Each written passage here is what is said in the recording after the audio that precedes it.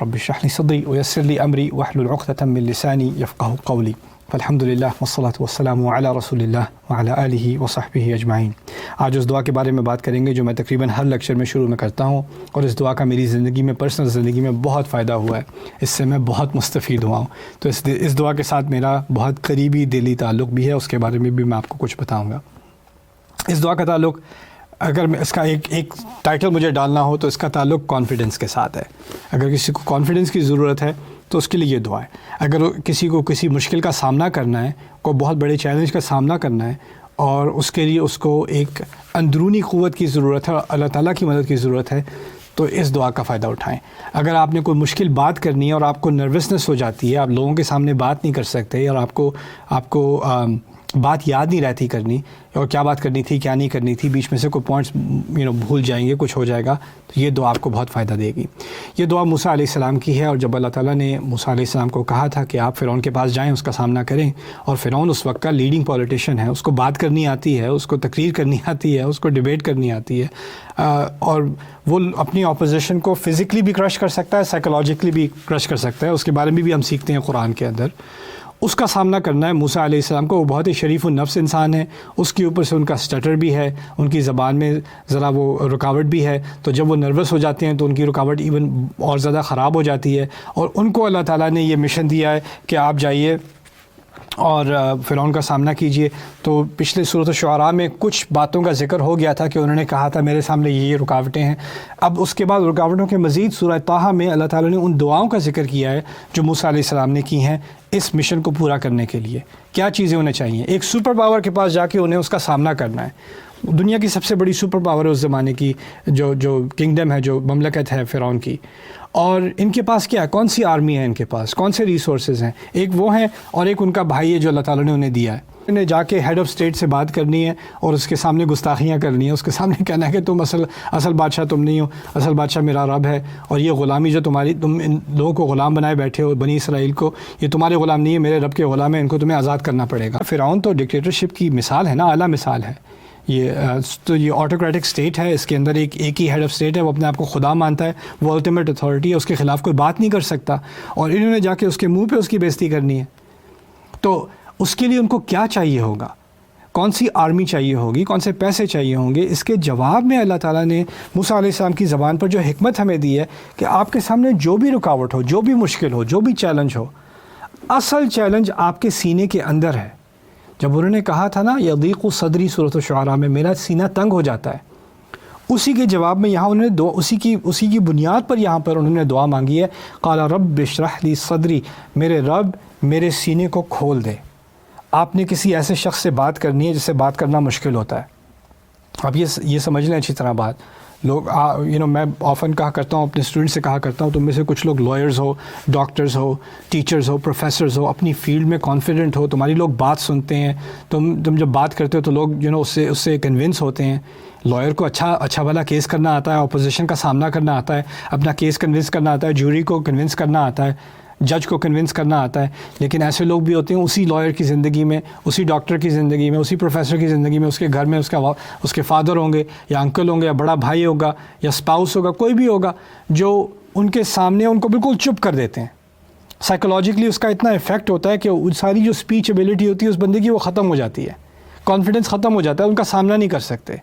تو یہاں پہلی چیز کیا ہوتی ہے کہ انسان کا دل اطمینان سے ہو، وہ نروس نہ ہو جائے، کیونکہ نروس ہو جاؤ نا تو اسمارٹ سے اسمارٹ بندہ بھی بیوقوف سنائی دیتا ہے۔ کیا کہا موسیٰ علیہ السلام نے؟ یہاں دعا کی رب اشرح لی صدری، میرے سینے کو کھولا رکھ یا کھول دے، یعنی میں کام رہوں، میں پر اطمینان رہوں، میں نروس نہ ہو جاؤں، میں غصے نہ ہو جاؤں، میرے جذبات قابو میں رہیں، مجھے کوئی انٹیمیڈیٹ نہ کر سکے، مجھے کوئی غصہ نہ دلا سکے، کیونکہ غصہ بھی آ جائے، مجھے عام طور پہ غصہ نہیں آتا، لیکن مجھے بھی اگر غصہ آ جائے تو مجھ سے بات نہیں کی جاتی، میرے منہ سے الفاظ نہیں نکلتے، میری ایک ڈسیبلٹی ہو جاتی ہے میرے اندر۔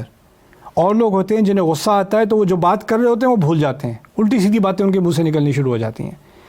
اور جو ہوتے ہیں جو نروس ہوتے ہیں ان کے ساتھ ایک اسی طرح کا پیرالائزنگ قسم کا افیکٹ ہوتا ہے، بندہ پیرالائز ہو جاتا ہے۔ تو یہاں پر جو انہوں نے بات کی وہ سب سے اہم ہے، جو مشن ہے ان کا وہ کمیونیکیشن ہے۔ اصل میں انہوں نے بات آگے بیان کرنی ہے، اس بیان کرنے کے لیے اگر ان کے اندر ایک کامنس نہیں ہوگی، ایک اطمینان نہیں ہوگا تو وہ اپنا مشن پورا نہیں کر سکتے. تو پہلی چیز جو انہوں نے مانگی وہ کانفیڈنس مانگا, سکون, سینے کا سکون مانگا, رب اشرح لی صدری. پھر اگلی آیت میں ہے ویسر لی امری, اور میرا مشن میرے لیے آسان کر دے. یعنی باقی جو اگر میرا دل میرا جو کام ہے جو ٹھیک طرح سے اپنی جگہ پر ہے تو پھر میں اپنا کام کر سکوں گا. لیکن جو آگے جو رکاوٹیں ہیں, جیسے اس کی ملٹری ہے, فورسز ہیں, وہ مجھے سزائے موت دے دے, وہ کچھ کر دے, وہ کچھ روک دے, وہ چیزیں تو میرے ہاتھ میں نہیں ہے, وہ اللہ کے ہاتھ میں ہے. پھر اس کے بعد میرے رب میرا مشن میرے لیے آسان کر دے. مجھے پتہ ہے میرے دل میں ایک اطمینان بھی آ جائے گا کہ اصل میں یہ کام میں اللہ کے لیے کر رہا ہوں نا, تو وہی اللہ جس نے یہ رکاوٹیں خلق کی ہیں وہی ہے جو ان رکاوٹوں کو ہٹا سکتا ہے. تو میں اسی سے مانگوں گا کہ وہ آسان کر دے, ورنہ مشکلات سے اب میں نے نہیں ڈرنا. دل میرا مطمئن ہے, اب مشکلات سے ڈرنے کی مجھے کوئی ضرورت نہیں رہی. رب اشرح لی صدری ویسر لی امری. پھر آگے مسئلہ کیا تھا, وہ کہا سورۃ الشعراء میں انہوں نے کہا ولا ينطلق لسانی, میری زبان نہیں چلتی.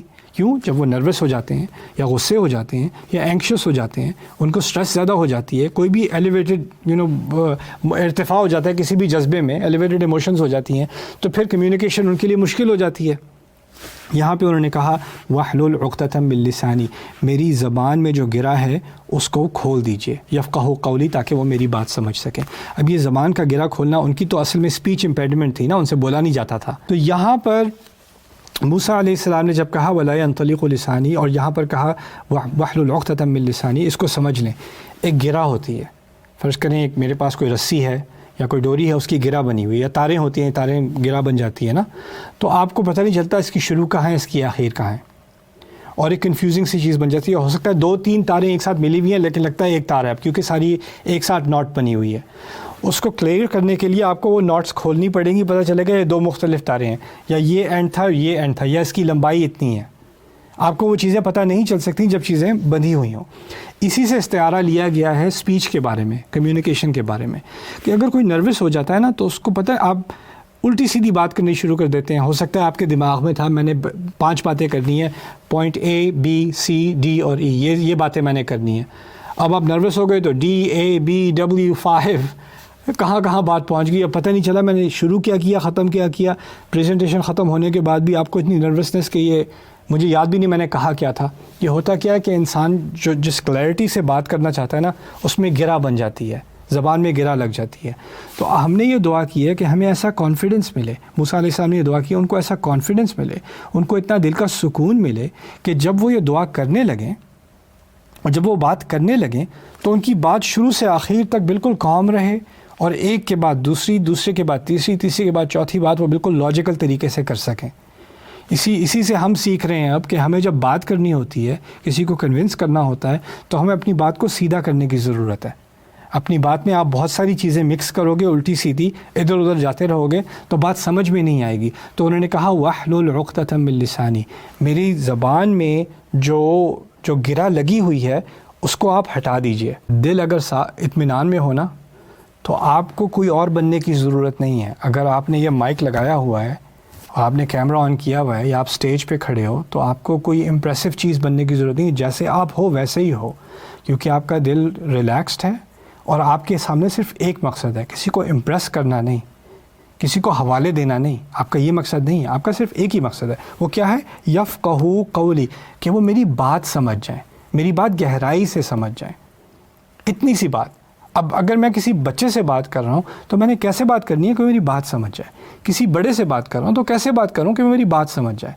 کسی ہم عمر سے بات کر رہا ہوں تو کیسے بات کروں کہ میری بات سمجھ جائے. اگر میں کسی ایسے غیر مسلم سے بات کر رہا ہوں جس کا کوئی بیک گراؤنڈ نہیں ہے, تو میں اس سے کیسے بات کروں کہ وہ میری بات سمجھ جائے. اگر میں کسی رہبر سے بات کر رہا ہوں, کسی پریسٹ سے بات کر رہا ہوں, کسی ایکیڈیمک سے, پروفیسر سے بات کر رہا ہوں, ہر ایک کا خاطب الناس علی قدر عقولہم, لوگوں سے ان کی عقل, ان کے مرتبے, ان کے سٹیٹس, ان کی سچویشن کے حساب سے بات کیا کرو, موقع محل دیکھ کے بات کیا کرو. اور اگر یہ چیزیں سامنے رکھ کے بات کرو گے, اطمینان سے بات کرو گے, بات سمجھ جائیں گے. اس کے اندر ہی اتنا پیارا فارمولا ہے, لیکن بات کلیئر کرو. یعنی آپ کے دماغ میں ہے, آپ کو سمجھ ہے آپ نے بات کرنی کیا ہے, کیا چیز ہے جو آپ کسی اور کو سمجھانا چاہ رہے ہو. اگر یہ چیز آپ کے سامنے ہے تو پھر یہ آرٹیفیشل چیزیں کرنے کی آپ کو ضرورت نہیں پڑے گی.